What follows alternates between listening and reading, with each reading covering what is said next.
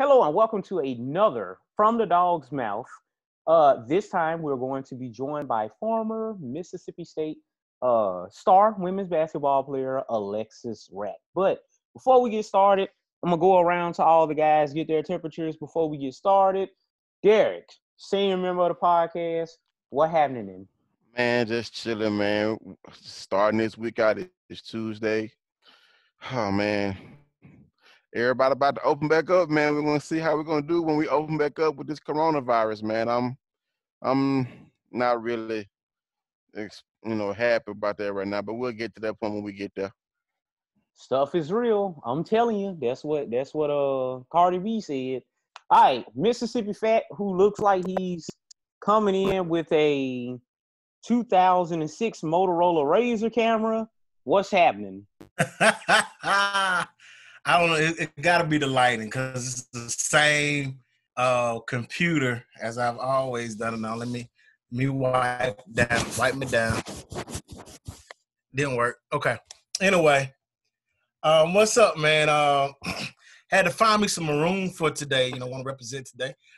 Coming in still down at Moss Point. I'm doing schoolwork while I do this too, so I'm trying to get my students right. Today, I'm representing Northeast Community College. Shout out to my guys, Chaoki Brooks and Terry Jonah, who's now a Jackson State Tiger.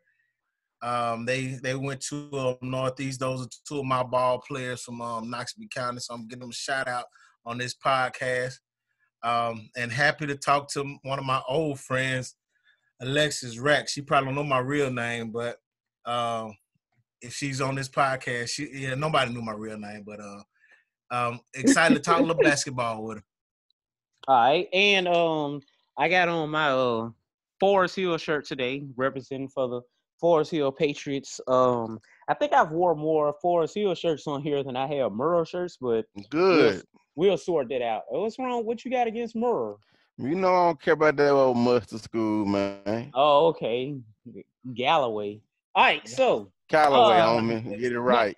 now let's go ahead and get the temperature of our esteemed guest today, Miss Alexis Rack. Where you head at today? What's some things that's on your mind before we get deep into this interview? Nothing on my mind.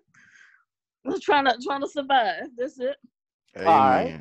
Now, for anybody who is listening, Alexis's freshman year is when I was covering the women's basketball team for the Reflector.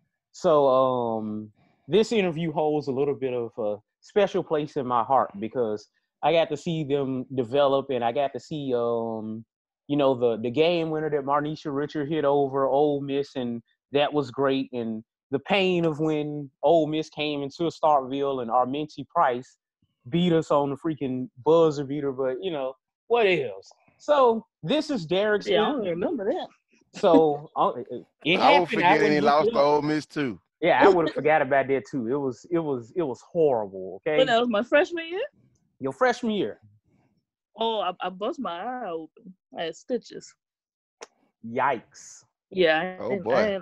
I only played like the first half. Okay. Yeah. So yeah, but those were two classic games. But I'm gonna get into that later. So this is Derek's interview. So I'm gonna hand it off to him to conduct the interview.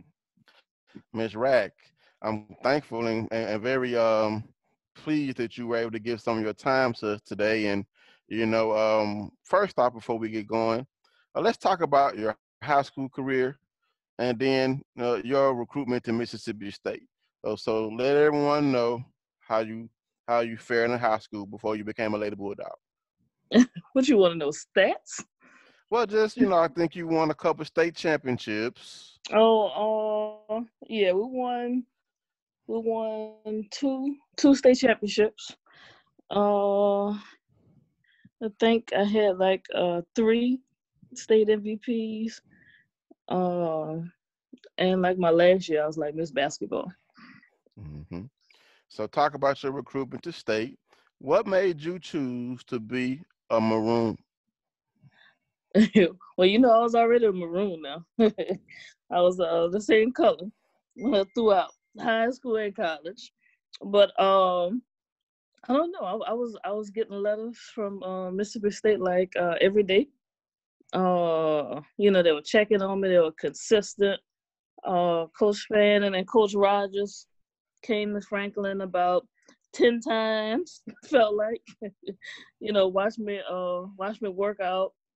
A couple of days, they spent the whole day with me. And then when I finally got up to state, I went to a team camp. No, I went to individual camp, and I still felt at home.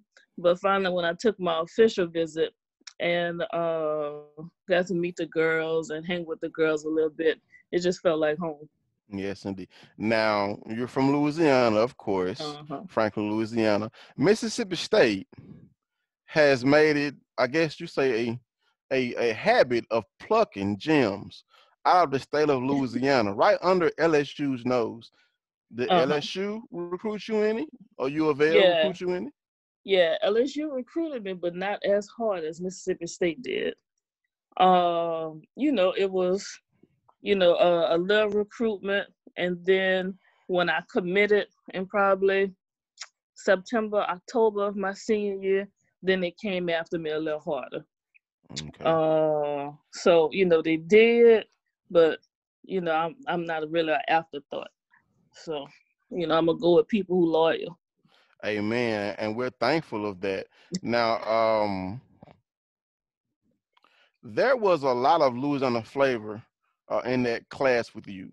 And, another good friend of mine was also in that class with you.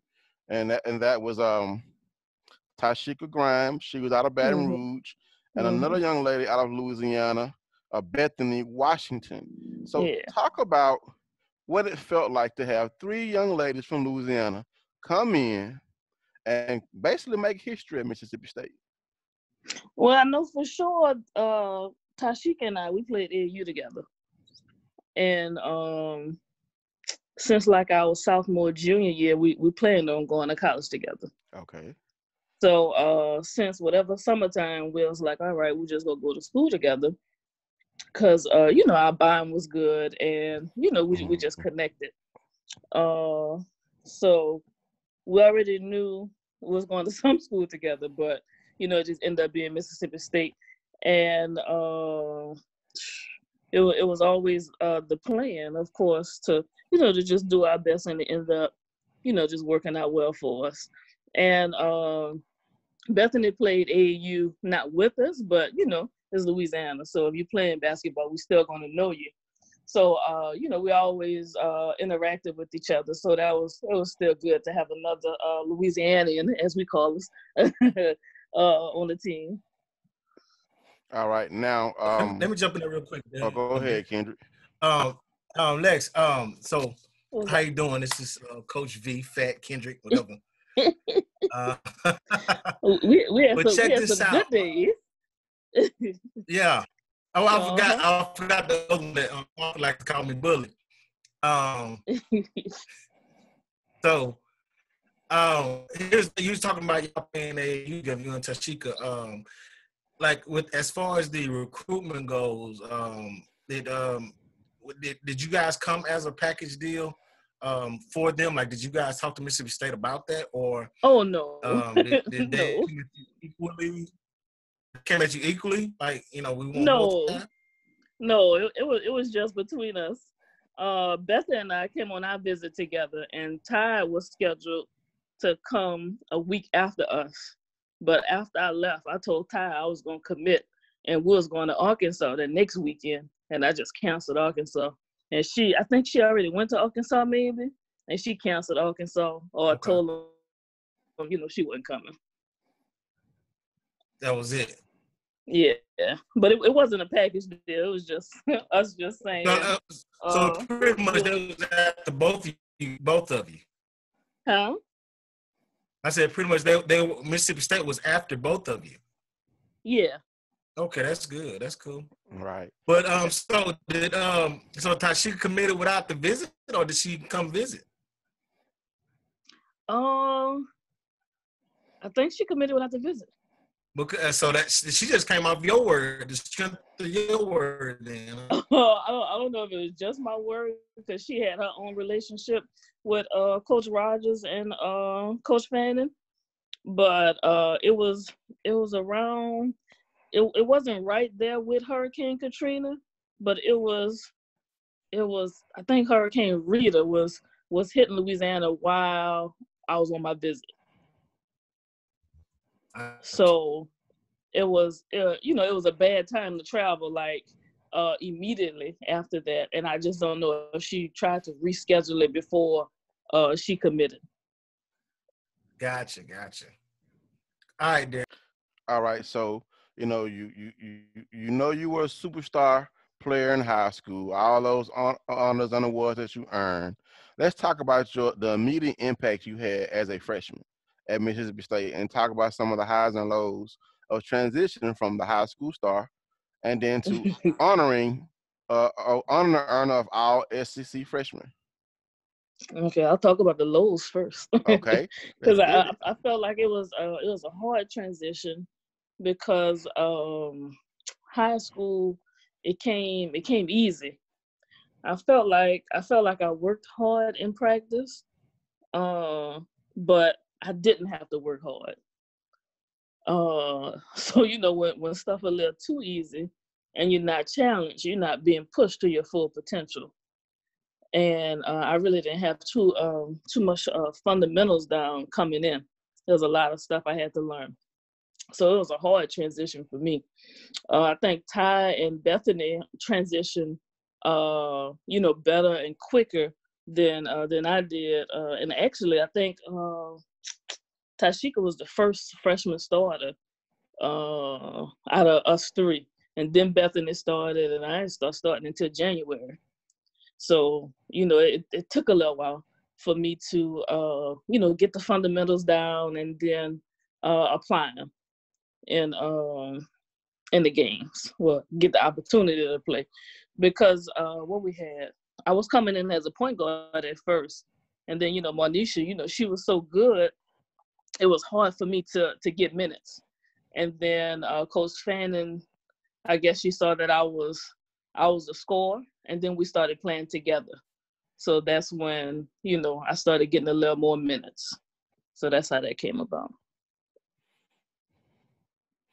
All right, so you know, where's my little group sheet here? So that freshman year, I mean, you averaged 10 points a game. So even though it looks like you overcame those lows, so let's talk about some of the highs of that Oh freshman yeah, year. yeah. I really focus on what I needed to improve. I really don't focus on highs, but the highs, I guess when I got a groove, I kind of never stopped. I remember Georgia Tech tournament. Uh, it was kind of like my breakout game. It was I think it's like a New Year's tournament or Christmas tournament, somewhere over that break, and Toya was there. Uh, and I don't know. I think I just got a groove, and I think I won MVP of that tournament, and I never looked back after that one. So like from December on, I kind of got a groove, became more confident, and everything started rolling. All right.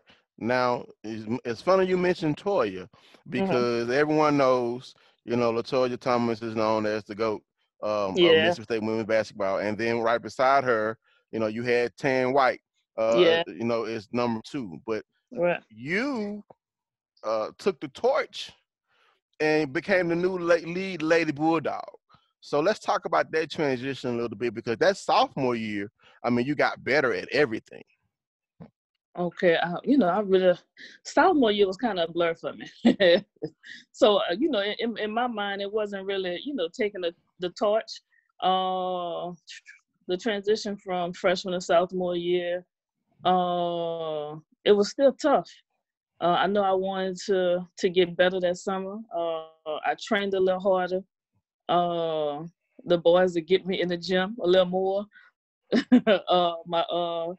My sophomore year, well, the beginning of the sophomore year. So I think I got better skill wise and conditioning over the summer. Uh, Shoot, and I guess we started rolling. Right. I don't, I don't remember you talking about this torch thing. I don't remember taking the torch sophomore year. Well, I mean, then let's look at it. Like before y'all got there, Mississippi State went 6-22. Your freshman year, y'all went 17-13. Got to All the right. second round of the NIT. Right. Your sophomore year, y'all went 16-15, and got to the first round of the NIT, women's NIT. Yeah. So now, I'm guessing you could say is your junior year is when the torch started. Yeah, I'm about to Because say that. Now you talk about the junior year. Yeah, that was a turning point for us. All right, so let's talk about the first in the sophomore year. I think at the time you set the season record for 3-point shooting in your sophomore year with 82. You made 82. Okay, I don't remember records. I Yeah. never really paid attention to that. I was just letting that thing go. All right, so let's talk about that sophomore year and just turning everything around, improving every year, and then the run to the tournament.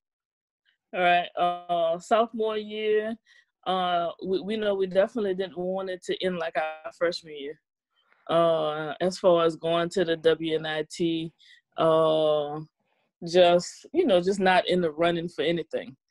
So sophomore year, we tried to get better at it and a little more focused. But I still think we slipped up. I still think sophomore year we lost first round.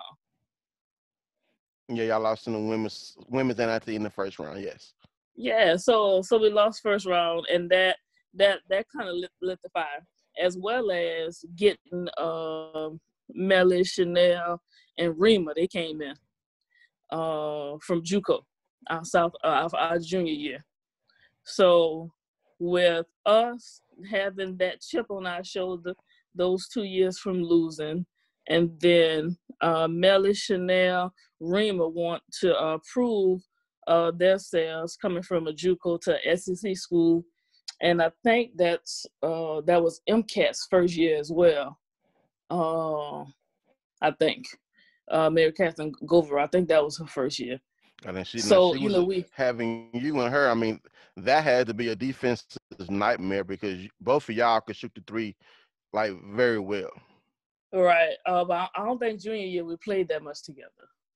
Now my senior year we played a lot together. But the transition, like we was talking about, from sophomore year to junior year, I think just those pieces connecting and gelling, that kind of took us on that run junior year. Then we finally got to NCAA. We got past the first round, and that was our first taste of that. Then we played Ohio State. Lost to Ohio State. I guess, I don't know. From that loss, we felt like we should have won, of course. Yeah. And close then game. then we came back with a even bigger chip on our shoulder. And then it just so happened God made it where we played them again our senior year to give us that rematch. And I think we beat them by like 20. Right. And Yeah. So your senior, that run to the Sweet 16, which that's why I say y'all, your team, your squad, you four ladies, the seniors, and then the junior college transfer, you all made history as being the first ever Lady Bulldog squad to go to the Sweet 16. Talk about, I guess, how that makes you feel being part of that historic team. Yeah, thinking about it, that's a great accomplishment. You really don't think about it in the moment. Because you're trying to work so hard and trying to get past these obstacles. And Did we lose her? Let me. Seems like it's just a big accomplishment. Okay. And no, go ahead. Nah, you went out for a couple seconds. Oh, okay. But continue. Good. Y'all hear me? Yes. Yes, ma'am. Okay. So I was saying, yeah, that was just a big accomplishment for us, for especially if those ones who experienced the WNIT to making it to the first round. To make it into the second round, and finally making it past the second round, and then the first group to do it. So that was That was just a big one for us. And it wasn't just, like 4 seniors. I think we had like 8 seniors on the team. Okay. Now let's look So, look at that run to the Sweet 16. You started out, you led a comeback over Middle Tennessee State. You had 21 points. You got revenge on them Ohio State Buckeyes. You dropped 30 on them. So let's talk about, getting the revenge on them Buckeyes, because, the thing is, this kind of happened again later on in Mississippi State Women's Basketball Future when you lose to a team, you get them back in the tournament and you put them out. So, of course, I'm talking about Mississippi State's blowout loss to UConn, and then coming back the next year and sending them Gino Oriema ladies packing. So let's talk about that game against Ohio State, because I'm pretty sure they knew that you were going to be ready for them this time. I don't think it was just me. Well, the whole team. I'm about to say they had to know that we were coming. I know. I just remember leading up to that game. Just everybody was, just so pumped up to get a chance to get back at them. But they came blazing. I remember they came out the game shooting like 6 for 6 behind the 3-point line. And so we weathered that little storm. We were still going back and forth. And then by the end of the first half, I think we had like a 10 to 15 point lead. And after the first half, we just put the gas to the metal and didn't look back. Yes, indeed. And that was I remember that game because I watched Ohio State lost the previous year. And I was like, man, we should have beat them. And then to see y'all, get revenge like that, I mean, that was music to my ears. And unfortunately, the run ended. The comeback against Florida State ended. And I guess you took the last shot, I think, and unfortunately it came up short. So let's talk about that. It was a close game, 74 to 71. So let's talk about your memories from that game. I just remember it being a close game. With feel like doggone every possession. I know. I remember just us constantly going back and forth. I remember us hitting a 3-pointer at the buzzer to end the half to probably tie the game up again, and then second half it was still going back and forth. Then towards the end, I think they made like a couple defensive stops, and then we sent them to the free throw line. And they were already up 2. And then it was, I think she had 2 shots. She made the first one. Then they went up 3. She missed the second one. Then we had like about 3 seconds left. Then I took the shot from like about 2 steps in front of half court. Okay. So this is Arthur. I had a question about, I was thinking about, Vic Schaefer, he had a lot of success at Mississippi State. We went to the national championship game twice. Came up a little bit short. And there's a lot of popularity surrounding the Mississippi State women's program right now. But people seem to kind of forget about Coach Fanning and the things that Coach Fanning did. Like, for instance, I don't think that Mississippi State had even gone to the NCAA tournament before she got there. So just kind of, I want you to kind of talk about, Coach Fanning. Sir. Yeah, about Coach Fanning and, what it was like playing under her and, kind of along that vein, just making the case for her that what she did at Mississippi State to build the program is something that's worthwhile and people need to acknowledge. Oh, yeah, definitely. I think, like you said, Coach Fanning built the program. Coach Fanning was there. I don't know how long Coach was there. I don't know if she was there for like 10 years, maybe 10 to 15 years. But I know she was there for a long stretch. Through any ups, downs, Coach Fanning was there. Rebuilding, lows, building back up, and, whatever. She was there. So it just speaks to her character of being loyal and committed and just having a bulldog in her heart to just, withstand just the journey and her career at Mississippi State. And still now, every time I come back, I call Coach, and either we go eat or we go meet somewhere, because Coach Fanning is still going to be there. Right. So that's just the love that she had for Mississippi State, and that's what she transferred over to us. Right, and she was there for 17 years, and she still holds the all-time record for wins at Mississippi State. Yeah, like 281 wins. I'm even sorry. now, like the coaches usually don't stay to schools that long. So maybe it's 4 or 5 years that they might stay, 2 or 3 years that they might stay and leave. But for Coach Fanning, if she there, like you said, 17 years, that's just loyalty, commitment, and just love for Mississippi State, and I don't think you can overlook that at all. Okay, Right. so because the reason why I asked about that is because I was talking to a former player. I'll say a former player, and say a former player was like, people act like when Vic Schaefer came to Mississippi State that the program was just like absolute trash and they had never done anything. And I was like, well, I know for a fact, like, they went to the Sweet 16 under Coach Fanning. They had some good teams back then. And I just, think that it's a little bit unfair. Now, let me ask you this also, because this is a thing that comes up. How much interaction did you have with Coach Schaefer when he was coaching at Mississippi State? Not much. That sounds about right also. Yeah, like I went to maybe like a practice or two, but I didn't interact with him that much. Coach Johnny, she was at Arkansas when I was coming up.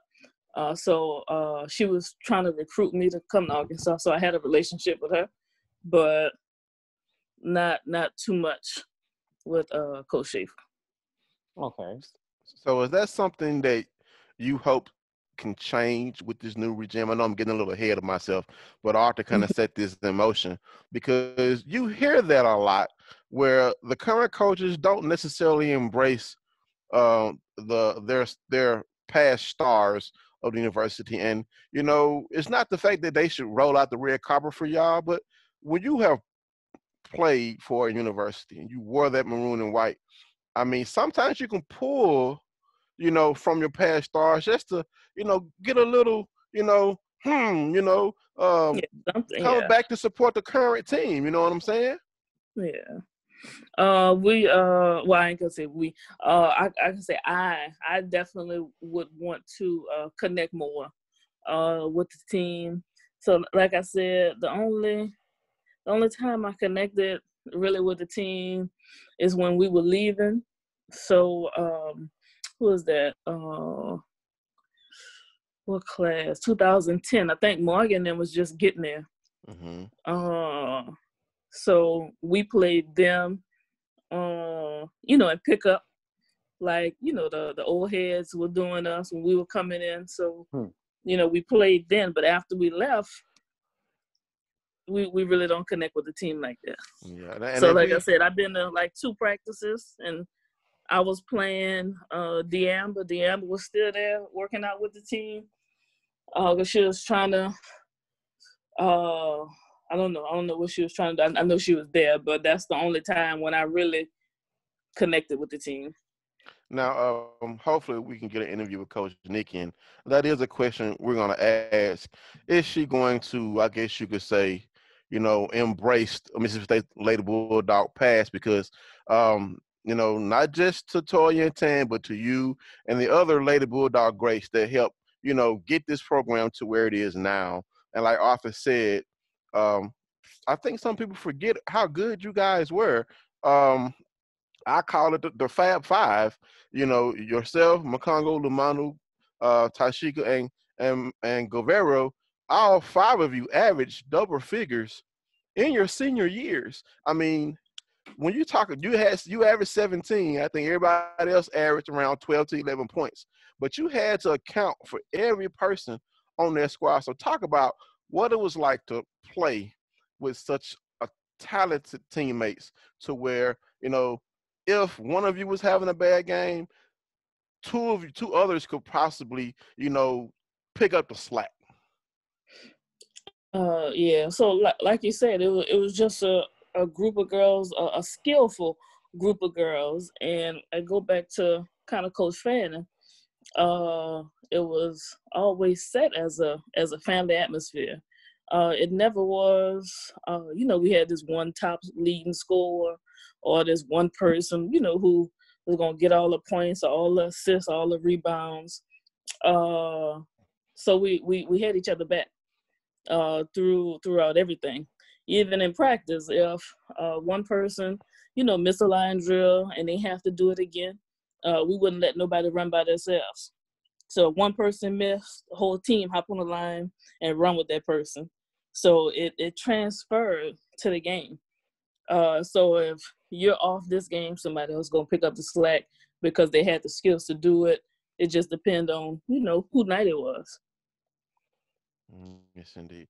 Now, you know, which we already talked about the run, and then of course your season coming to an end. Let's talk about your mentality of a shooter. One of our co-hosts, and I was hoping he would be on here, but you know he likes to say that you know you missed more than you made, or you had a lot of bad games, and I wanted him. Wait, Derek.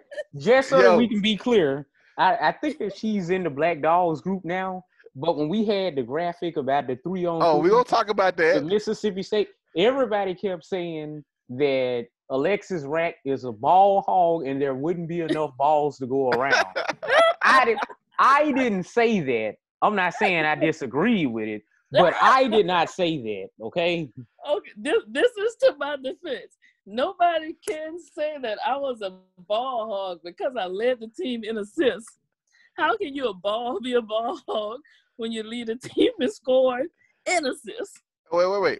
5th in assist career, 8th in single season, tied for 3rd in a game with 12. So yes, you were a scorer and a facilitator. We could call you the LeBron of Lady Bulldog basketball. No, we're not gonna go that far. I mean, but you know what I mean. Like he scores and he facilitates. So you don't just. But one of our former co-hosts, you know, what do you mean? Well, he's not a former co-host, current co-host. You know, you trying to fire the dude? You old oldest type. You old oldest type dude. Ain't nobody came to see you. You know, that's my that's my. We can't enable up in here. You know, we be fighting. So he's critical about your shooting. Now, I look at the fact that, you know what? She had to be doing something right to set the single season record, not once, not twice, but thrice. And of course, the career single season record, not just for Mississippi State, but the conference. So let's talk about your mentality as a shooter, and then as a facilitator. my mentality as a shooter was like, if you give me an inch, I'm gonna take it. If once I think we got like a one opponent scouting report. The scouting report for me was that I had the ultra green light to shoot, which I did. So if I can shoot the ball and she trusts me to shoot the ball and my team trusts me to shoot the ball, then I'm gonna let it go. Let it fly. Yeah, I'm gonna let it go. But as far as cause I suppose, well, not I suppose, really when I got hot, it went in. Oh yeah. Now I tell my players now that they have to focus on shot selection. They don't have that red green light. No, this my thing. I told them if they put in the work and prove to me that they can let it go, or they put in the work, put in shots to have confidence, confident enough to take that shot, I don't mind. But we don't miss 2 in a row. It's like I tell them. We miss 2 in a row. We need to have you on the bench for the men in Mississippi State with that 2 in a row. Real talk. You know, rain them boys what in. She said, you know? Did that sound like the Senzo? He say whatever he did in school, he was trying to tell his kids not to do it. You're right. You're right. He said the same thing.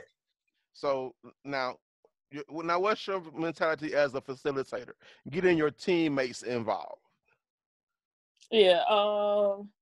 In college, I tried to get them involved first, because eventually I thought mine was gonna come. I was gonna hit one shot. Somebody was gonna leave me open. You know, I was gonna drive. Something was gonna happen for me eventually. But I know for a few I had to create for them to be open. So to get the offense moving, you know, we try to move the ball and just try to get a rhythm going, and then eventually, you know, I'll fall in later. So do you have any comments or, Why is you quips back doing this, man? about anyone who calls you a ball hog or has question about your shooting prowess? No, I I don't. agree. Everybody Take the entitled to bait. it. Everybody entitled Let me to ask their you a own question, opinion. Alexis. What's up? You talking about the being the facilitator, ball hog, and all that kind of stuff. Okay, Mm-hmm. if you're not shooting. Okay, we know if you want the ball in anybody's hands, you want it in your hands, correct? So if it's not you, then who? Depending on what we're looking for. I'm gonna put it on the Sweet 16 team. Let's just do that one team. If it's not the ball not in your hands, and if it's just like you probably have plays that's called for specific players to get the ball. But if it's like it's just you, and you I trust somebody, who you passing the ball to? But what we looking for? To score? What we looking Absolutely. We need the ball in the bucket. Oh, Chanel McCongo. Just like that. Yeah, no question.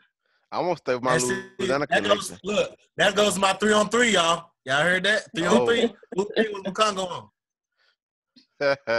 We're gonna get to that. So, and before we move on to after your career, let's look at your stats. Like, everyone talks about Toya and Tan as being the two greatest players in Mississippi State history. But until this most recent run, I mean, you were top 3 in most of stats. But let's look at where you are now. Of course, we talked about number 1 in 3 points, shots made for Mississippi State and SEC. You're 5th in points, 5th in assists. You're 7th in steals, so you weren't no slouch on defensive end as well. You started the trend as being the first multiple award winner for the Gillum Award. Of course, you were honored by several All-American teams and all ACC squads. So let's talk about where you feel your place in Mississippi State history is.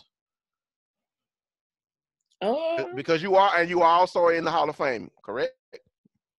Yeah. I don't have to say too much about myself. I don't care too much about that. we went in there, put in the work. Wherever they decide, or if they decide they want to put us somewhere, that's kind of on them. We know what work we put in. All that other stuff is just for glory and for us to talk about, right? Yeah, we're not really looking for. Well, I don't speak for myself. I'm not really looking for no praise or nothing like that.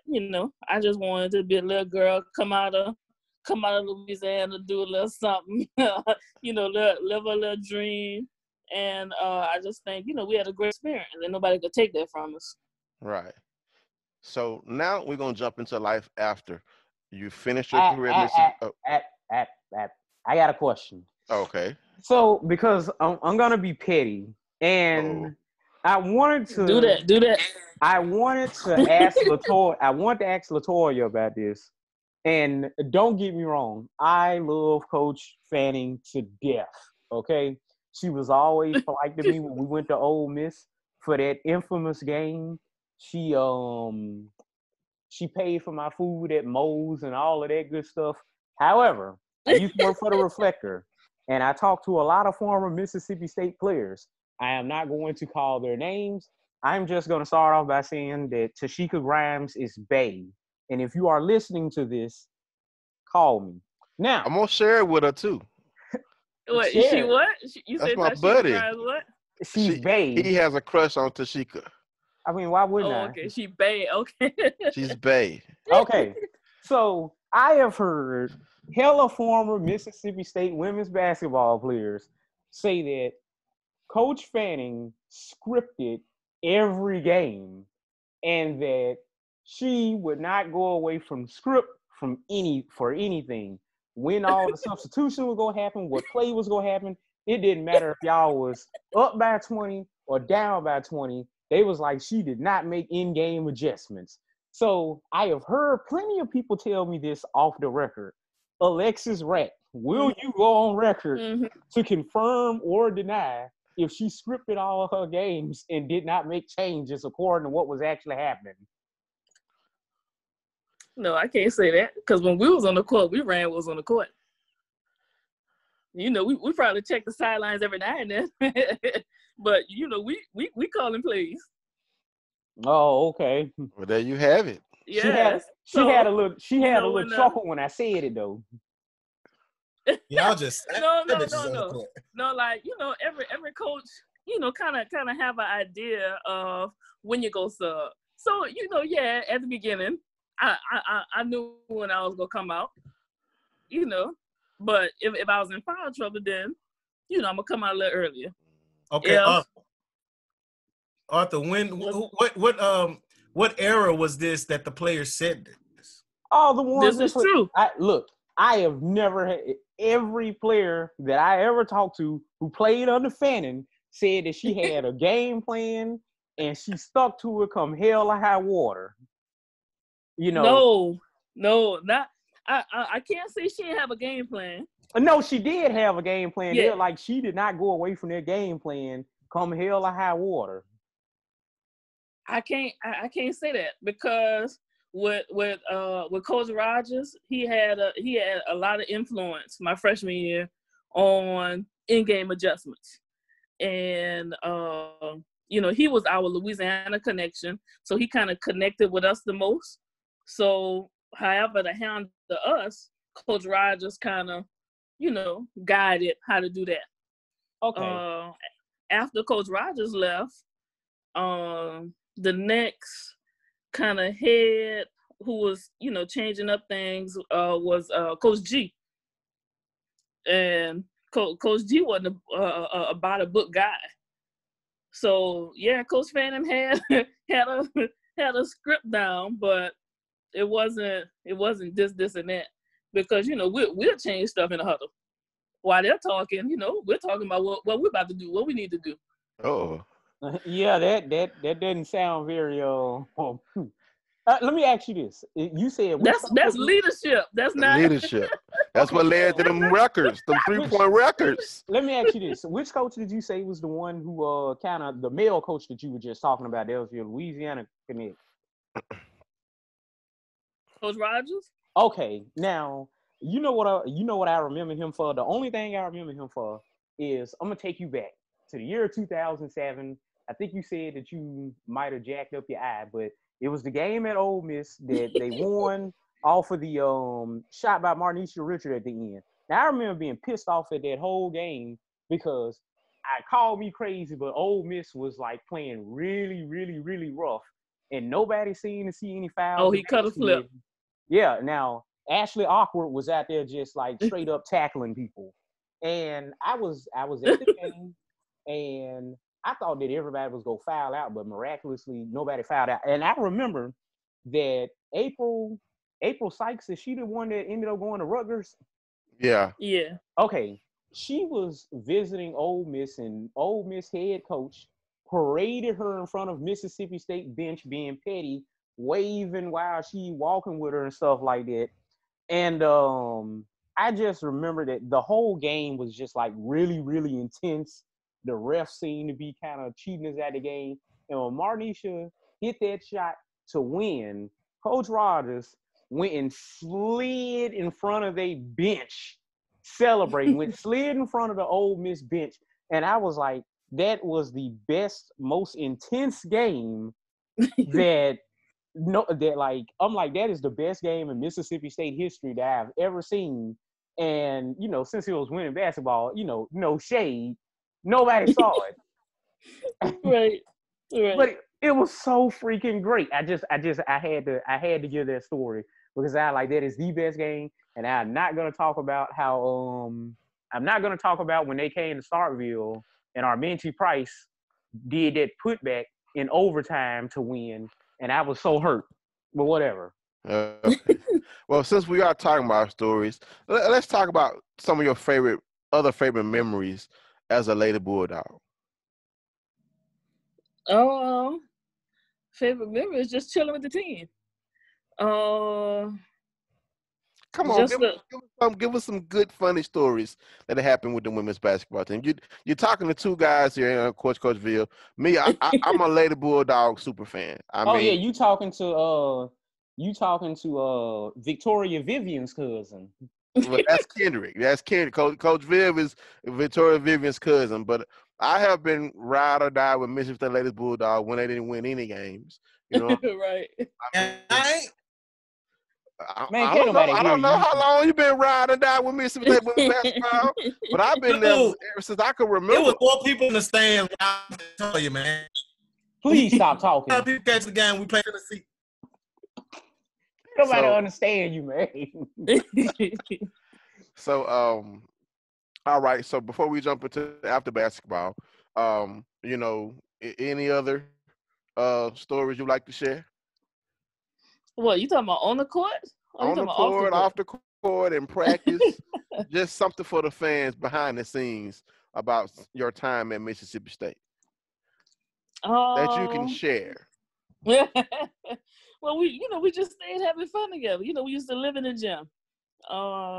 What I remember, I don't know, I was telling my little nephew this when we was playing hide and go seek a couple weeks ago. I told him, you know, we used to play hide and go seek in the hump. You know, we used to turn off the lights and play hide and go seek in the hump. So, you know, we just used to have fun with each other and try to figure out ways to have fun. Because, you know, back then, Starkville wasn't that, it's not that big. It's not that big now, but it's bigger than what it was. Yeah. So it still wasn't that much to do. So, you know, we just had fun with each other. Yeah. So talk about how did it feel to be the first two-time winner of the Gillum Award? An award that's named for an Ole Miss Rebel player, but not a single Ole Miss Rebel player, Lady Rebel, has won the award. Mississippi State has dominated that award, with you being the first two-time winner. Yeah, I think I'm probably the first two-time winner because that's when they started it. They started a little later. I think they started like a year before I won it, maybe. Mm-hmm. But you know, it's always an honor for getting for being recognized for you know, your hard work. But you know, like I said, you know, we work hard not really to be recognized, but you know, it's always appreciated when it is. Now, let's talk about your time after Mississippi State. And Mississippi State had three ladies drafted in WNBA that year.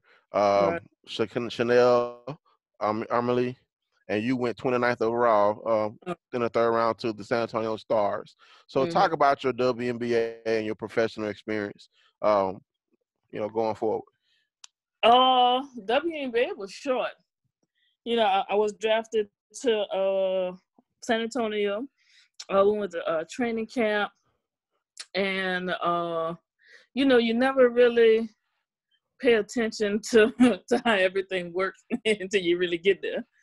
So when I got there, they already had like 2 small guards, and I think at that time they were down to like an 11-man roster, and they had 10 spots already filled. And I think we had like 30 people at training camp.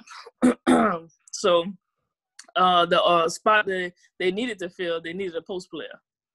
So, you know, for WNBA, I only made it, you know, probably like a couple games through training camp.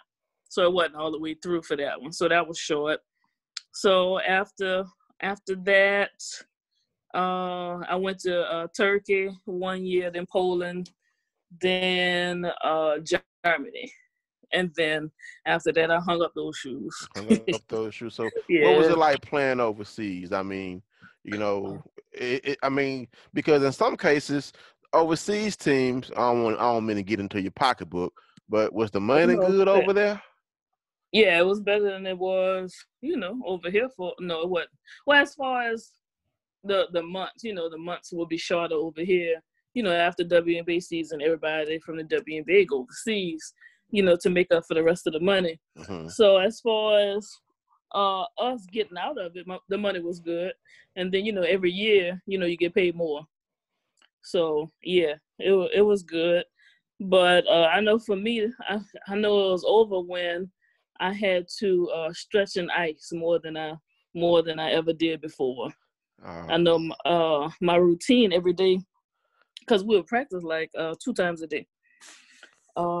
So I would wake up, stretch in ice, eat breakfast, of course, go to practice, stretch, practice, ice after practice, go back home, stretch and ice again, go to practice, stretch, ice.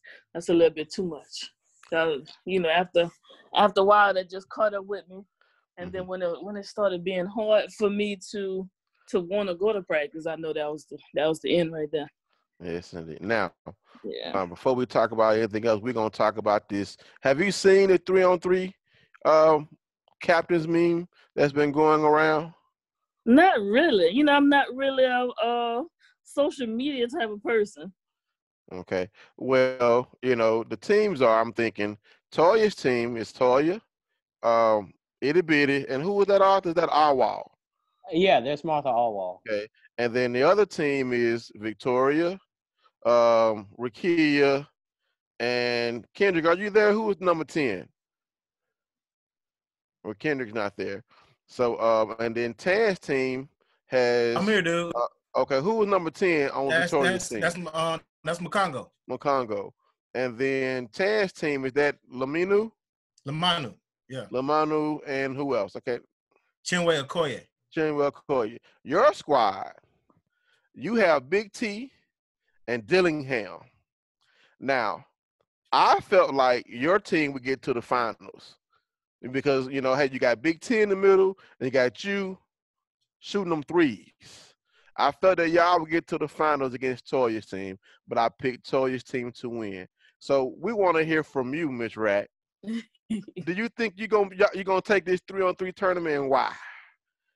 You said would I take it as far as what, win it? Yeah, would you be the lead, Big T and Dillingham? Because you're the shooter. Big T is Big T in the middle. Dillingham, she was I guess you could say she was the hustler. She was gonna scrap for rebounds, loose balls, she was the dog. and layups. So that's why I picked y'all to go to the finals. Yeah, she is a Longhorn, unfortunately. That's why I picked y'all to go to the finals, simply because who gonna stop Big T? Who gonna stop you from shooting your threes? And who gonna out hustle Dillingham until y'all face Toya's team? So what do you think about this 3-on-3? And who Toya had? Toya had Itty Bitty and Martha Alwal. And who? And Melly? Martha Alwal. Martha. Okay. Mm-hmm. And then Victoria's team was Rakia and Mokongo. Mm-hmm. And Tan's team was Laminu and Okoye. Oh yeah, I think it would be tough. Yeah. So let's take my finals scenario. What y'all gonna do against Toya's team? Who gonna stop Toya? Well, first of all, we throwing double teams. What you mean? Because if they really didn't have shooters. Yeah, Itty Bitty is the only shooter, but Toya can shoot it now. No, I'm talking about. I'm saying after Toya. Oh. I'm saying. So it was just be what, mid-range shooters. Well, and attackers. Unless Itty Bitty getting a hug, you come for him. Unless you got that Itty Bitty in her Baylor form. Because both of y'all were deuces now. So deuces is wild. That was every now and then though. So if It depends on what if she was hitting that day. Okay. I personally feel as though that Vic told her not to go out there and shoot. But I'm gonna just keep it. I'm gonna just keep it. That's what I think. I can't say for a fact, but what I do know for a fact is that LaToya Thomas was on here a week or two ago, and she say can't nobody in that graphic guard her. She was straight up. She was like, "I'm gonna win because can't nobody guard me." I'm about to say, Toya tough. Now, still, the game plan for me was still you still throwing two people at Toya. So that's what I'm saying. I'm looking at who else was on her team to see how the rotation is going to be. Now, to be fair, I gotta admit, I'm from Greenville. I went to Greenville High. I went to the same high school that LaToya Thomas went to, and she is like our women's basketball hero. And to Toya's defense, I would say people been trying to double team her since like 1985. This is true. This is true. It didn't work. It did not work. But hey, you have the most dominant post player in Mississippi State history in Big T. So how are you going? And you're the most dominant 3-point shooter. So y'all can play pop and go. You know what I'm saying? I'm gonna say, that's gonna stretch the floor a little more. Who Victoria had? Victoria has Rakia and Makungu. Yeah. Y'all can take them out. Yeah, I think we'll take them. I think Big T, kind of tough. With Chanel, Chanel was a little skinny. Chanel didn't really, bang. She was kind of, turn over the shoulder. Was she a mobile center? Yeah. Well, that gave Big T problems.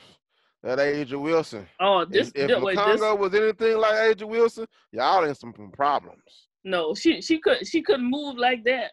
But then again, I forgot Chanel could shoot too. And here's the thing. Now, Lex, I'm not going with your team. Here's why. Because of course I went with Kinfolk. You got 2 scores. We got 3. And but you got to think about the defense that Dillingham come with too. That's fine, but we rising above Dillingham, like jump shot, bam, rising above. Okay, so who hitting jump shots like that? Rakia gonna do it. Check this out. I'm gonna tell you why y'all gonna win over them, Alexis. All y'all gotta do is, as long as y'all don't come out there with a jersey that says like Southeast Louisiana Lions or something like that, y'all will be fine, because I feel as though that most of Tori's stats were fake news. She would score 40 points against Conference US. She would score 40 points against Conference USA teams, and when they played against South Carolina, she would get some points here or there. But when you think about those great runs that we made in the NCAA tournament, do you remember Victoria Vivians for any of them? No. You remember Itty Bitty scoring 40 against Baylor. You remember Itty Bitty hitting the game-winning shot over UConn. I'm just saying. But you got to think about, you remember that, but she's stretching the floor so Itty Bitty could have that chance. Come on now. Didn't nobody think that. But who gonna win? Y'all gonna beat them? Y'all gonna whoop them though, right? Huh? Y'all gonna whoop them though, right? Y'all gonna whoop Victoria team, right? We'll have to put it in action. We need to say we need to come back. I need to go ahead and get on somebody's court. That's what I say. Let's make it happen, Captain. Let me put it this y'all way. in shape. Do some rocket training up in here. I need to be out there with y'all too. Hey, check this out. Notice that she did not sound very scared of that team. I mean, let me tell you this. I was just about to say, now you got to think about it, Arthur. You guys, Lex is in that same thing as Toya now. Is that for that mindset? I'm on the court. Get y'all. She in that same mindset. You got to think about that. Yeah, we all say, it might be okay. She gonna be like, come on, bring it. I won't take. We all gonna respect Toya, but she's still gonna have to prove it now. She said Oh, y'all yeah. can't guard her. Well, who gonna stop Alexa from shooting the three though? Alexis. And if she miss, and who gonna miss? If she miss, who gonna stop Big T from getting a rebound? According to Jeremiah, the person that's gonna stop Alexis Rack is gonna be Alexis Rack. Because Look now, look, we already talked. We already talked about now. Will that teach? We'll miss 2 in a row. Hey, AJ. Tor had 24 against Baylor, by the way. I bet all of them came in the first 3 quarters. Hey, guess what? You don't take them the points in the third quarter and the fourth quarter. They all count to the final Man, buzzer, look, right? check this. I mean, it's one of those things. Like I love Tor to death, and do not get me wrong. She is one of the greatest players in Mississippi State history. I'm just saying that anytime we play South Carolina, I don't remember her being out there. She was, I made a milk carton meme. It's just one of those things to me. Like, she was straight, but like it's That's kind just of coaching, man. Make somebody else beat you besides Vivian's. That's just coaching. So every SEC team was able to do that. Hey, you ain't gonna say it's every. We ain't gonna. All right, okay. Except for like, I'm gonna let you go Google it and find them stats and let you do that. all I know is that. And it's a Alexis Rack interview. Okay, yeah, we gonna get your cousin on one day and we gonna see what's up. Cause y'all think I'm back. Y'all think I'm gonna ask for a number. That's what I'm gonna be on. She gonna be like, let's go out to the basketball court. Her. Let's get Coach Perry on here. Miss Rack, if you have Coach Nitra Perry's phone number, that'll be great also. You trying to get Coach Perry too? She was our coach too. She was bad as hell, but that's neither here nor there. He trying to wife her. He trying to put a ring on her finger. He ain't trying to put no ball in her hand. Shucks. Exactly. All right, so let's talk about this. Okay, after you left, Coach Fanning Otis, left after 2 years, and two. I don't want to say. I guess you can say down years, and then Vic Schaefer comes in, and then Bulldogs get to the NCAA tournament for the first time in 5 years. Your senior led team, 2010, 2015 is the first time they get to the tournament under Vic, I'm thinking. So, what do you think about the run Mississippi State made, and those 2 championship game losses? I mean, I'm pretty sure you were glued to the TV like most of us was. Yeah. Not just as a fan, but this is your squad. This is the program you helped build. So talk about those two disappointing losses. It's the run that Coach Vic Schaefer made. Well, the run was still amazing because you talking about the history we made. That's still making history as well. So. We can't take that away from them, and they'll be hiccuping. Oh, okay. I'm about to say we can't take that away because the run was great. As far as the losses, the first one to UConn, I think it was just a different stage. And then when they beat UConn, they were ready, and they was playing with that chip on their shoulder. And then I think that took all their energy out. Then, after you win, you have to do all those interviews, those press conferences. So, it was just so draining. And, it was just an emotional win. I just think the championship game was the UConn game for them. And, not the real one. Who won it that year? I don't remember. South Carolina, unfortunately. South Carolina, okay, yeah.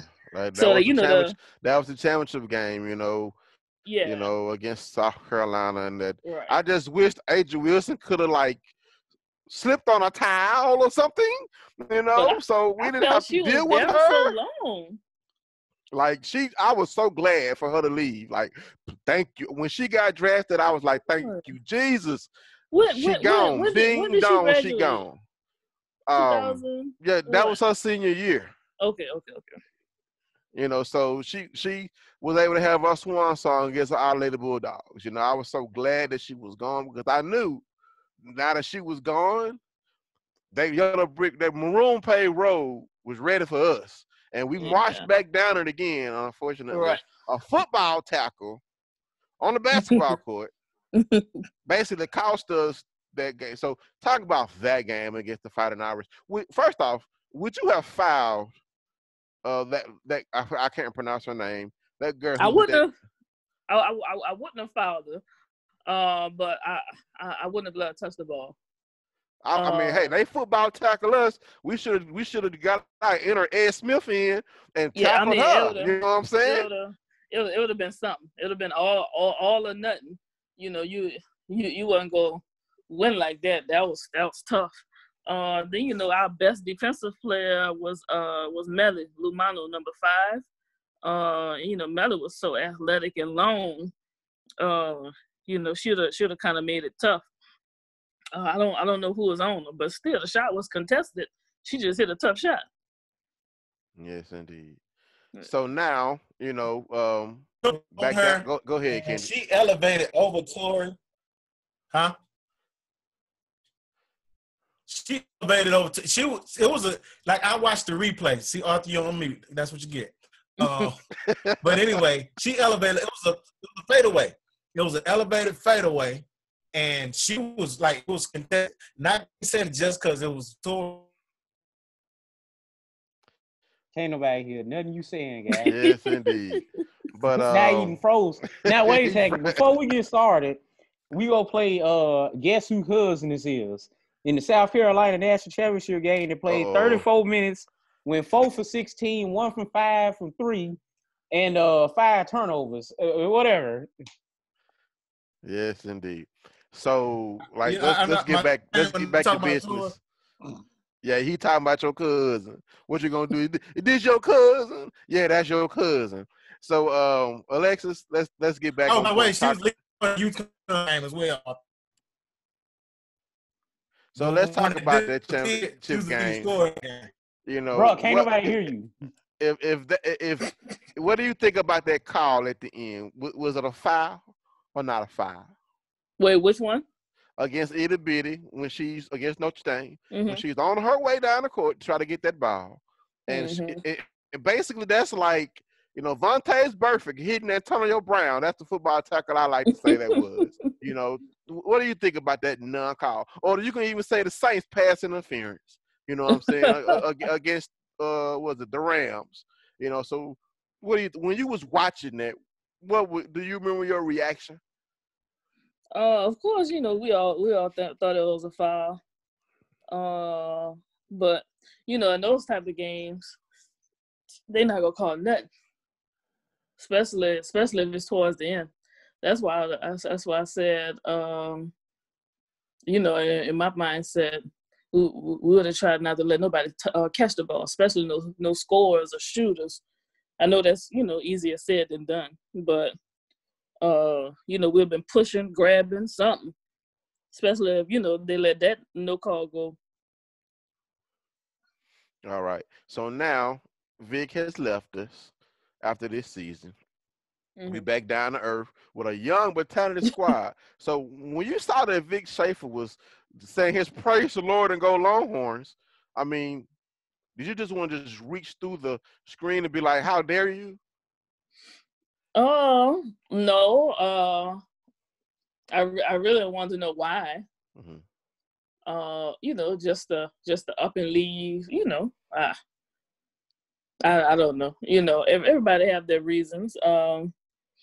But I'm still assuming that's where he's from, because he come from Texas A&M, right? He did. He's from Houston, and he has family, of course, in the Austin area. Right. So you know, he's just trying to go back home, I guess. But you can always go back home and retire back home. You know what I'm saying? Why you want to go play? Well, I guess you can say he's leaving one Juggernaut squad for another one. As far as a team that he had trouble beating, you know, he had trouble beating Dawn Staley in South Carolina.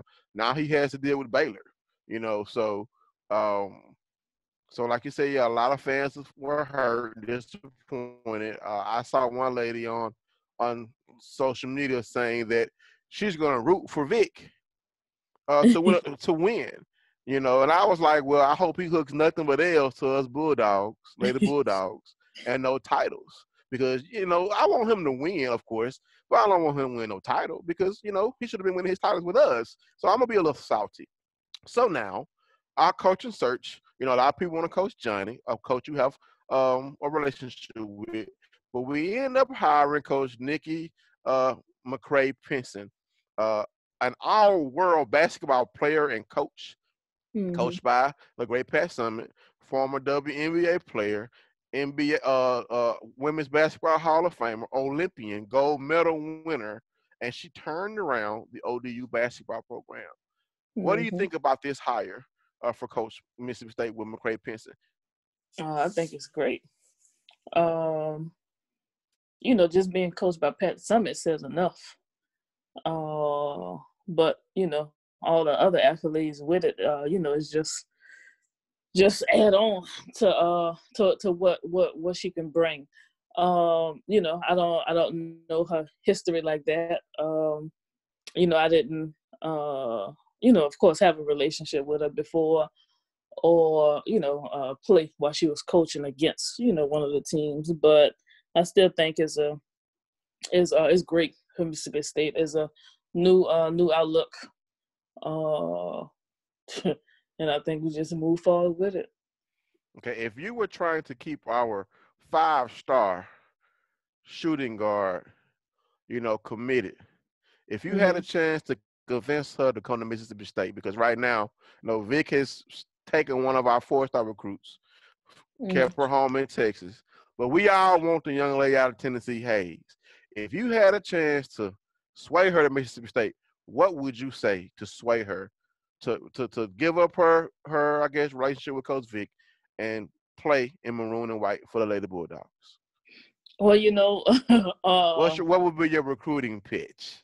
But that's it, and that's the thing. It's why I'm not a recruiter right now. Uh-oh. You know, you just gotta have it in your heart for us. You know, I'm not. You know, either we gonna have this connection, or we not.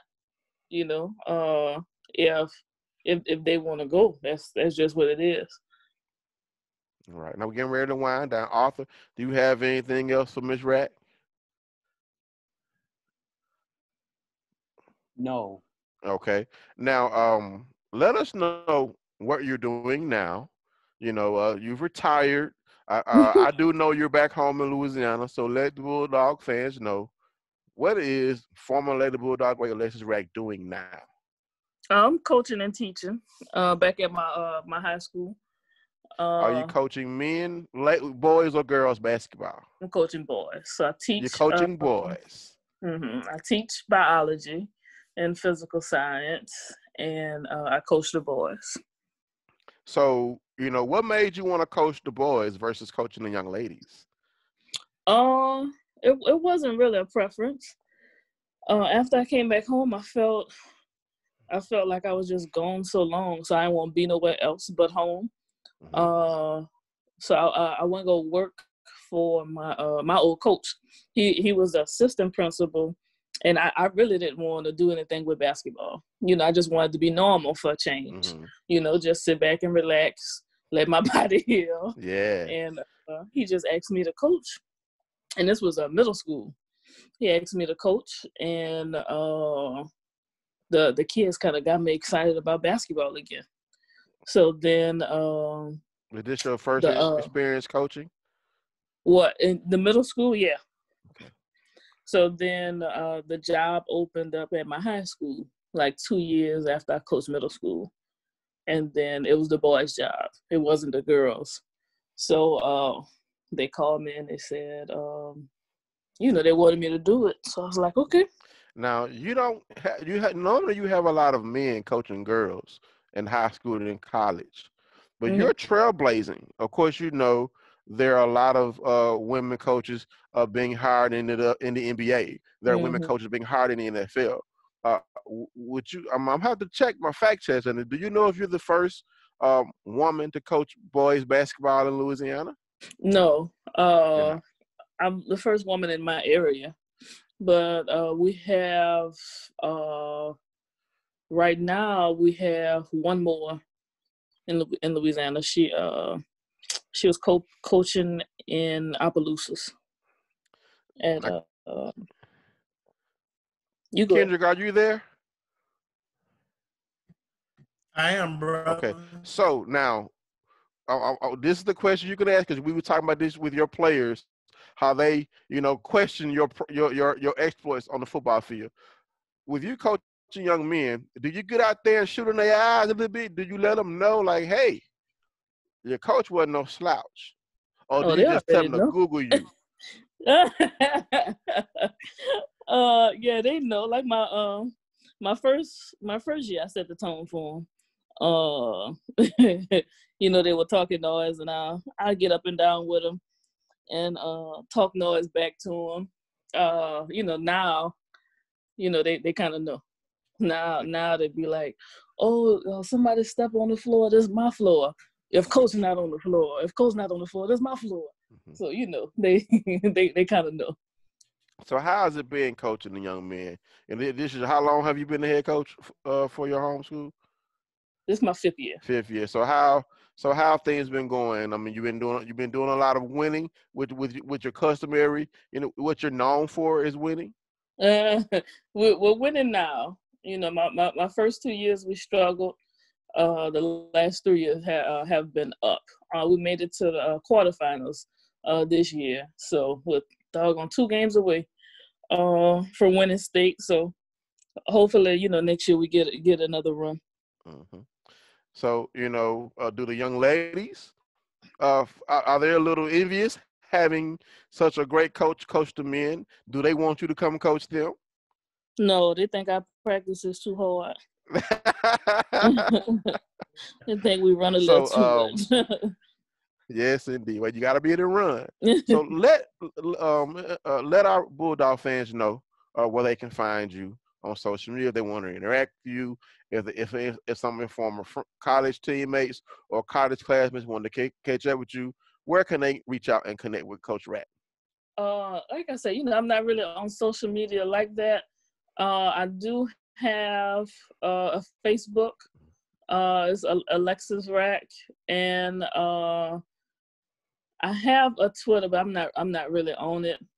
So I don't even remember the the name on Twitter. But if anything, I do check Facebook often. But I'm not up with the social media stuff.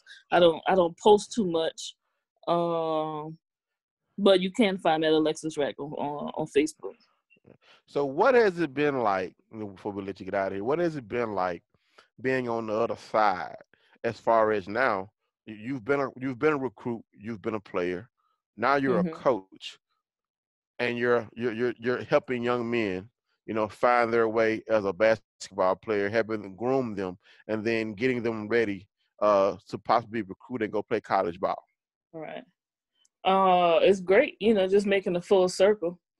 Right after you stop playing, you try to figure out what's your next move, and you try to figure out your purpose and all this. And with just teaching in general, I found out my purpose was to help people in some way, shape, or form. And right now, it's helping people through basketball. Well, one aspect is helping them through basketball. So just finding my purpose is has been making a full circle has been good for me. Yes, indeed. Well, ladies and gentlemen, I hope you enjoyed this interview with former Lady Bulldog great Alexis Rack. You heard it here from the dog's mouth. She, go ahead, Arthur. I know you want to go ahead and chop in. Go ahead. No, going on. When you finish, I'll do the little outro or whatever. Yeah, so, we've caught up with her. She's coaching now. And I'm hoping that, Coach, we're going to ask her if we get Coach McCray Pinson on this show. Is she going to welcome back former Lady Bulldog greats? And I'm really hoping that you can reconnect back with Mississippi State, because, going into the Hall of Fame in 2018, and your place in Mississippi State Lady Bulldog, Mississippi State sports history is set, because, for what you did on the basketball court. And we need to remind people, of what you did, what your squad did, what your team did the 4 years you played at Mississippi State women's basketball, because you guys, you ladies, I'm not gonna say guys, you ladies build something special. And like Arthur said, people need to remember what not only what Toya and Tan did, but what Coach Fanning did with your squad, with you and Tashika, Lumanu Makango, and Mary. Is it Mary Kate Govero? Correct. Yeah, Mary Okay. Catherine. Mary Catherine Govero. So and the rest of that squad for those 4 years, what you ladies did for Mississippi State, and just remember that you were the first to lead the Lady Bulldogs, your squad, to a Sweet 16. We want to thank you. Arthur, close us out. Yeah, bad boy, baby. So yeah, so that's all we got for y'all tonight. Hey, if you're watching this on YouTube, like, comment, subscribe. Remember, Black Dogs Podcast, BLKDAWGS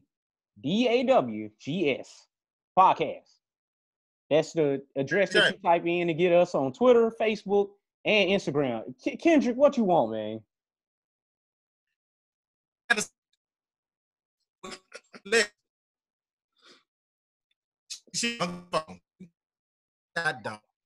Bro, I have. Can't nobody hear you, Ken. Okay, you know what? But yeah, Lexus, you were saying. Oh no, I was telling him I would love to hear whatever he was trying to say. Man, can't nobody hear him. I should have disconnected him from the call a long time ago. Anyway, I would say praise the Lord and go Dogs, but yeah, Coach Schaefer don't want us no more. So in this case, I would just say, hey, bye.